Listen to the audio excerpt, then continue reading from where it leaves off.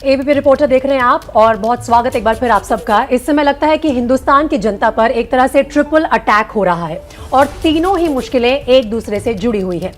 अप्रैल के ही महीने में मौसम का पारा अब 43 डिग्री तक पहुंच चुका है।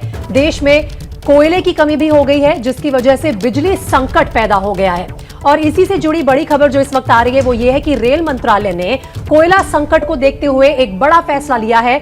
32 पैसेंजर और एक्सप्रेस ट्रेनों को रद्द कर दिया गया है और अब इनका इस्तेमाल दूसरी तरह से करेगा रेलवे। लेकिन इस वक्त ये जो 3 तस्वीरें आप देख रहे हैं वो एक दूसरे से जुड़ी हुई है। गर्मी का बढ़ता कहर है, पारा 43 डिग्री तक पहुंच गया है, देश के कई हिस्सों में इससे ज्यादा भी है।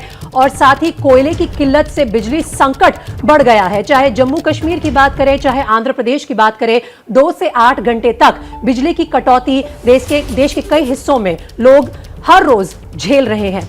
और गर्मी के बढ़ते पारे के बीच इतनी बिजली की कटौती होना किस तरह से लोगों की दिक्कतें बढ़ा रहा है, ये भी आप सबके सामने है। कोई भी इससे अनछुआ नहीं है, देश का कोई भी हिस्सा लगता है कि इससे बचा हुआ नहीं है। बढ़ती गर्मी के बीच बिजली संकट और कोयले की कमी से ये बिजली संकट पैदा हुआ है। इस पर राजनीति भी गर्म है और राहुल गांधी ने ट्वीट के जरिए यह भी कहा था कि मैंने पहले ही चेताया था सरकार को, लेकिन उन्होंने मेरी बात पर ध्यान नहीं दिया। 3 तस्वीरों के जरिए बिजली संकट, कोयले की कमी और बढ़ती गर्मी को हम आपके सामने रखने की कोशिश कर रहे हैं।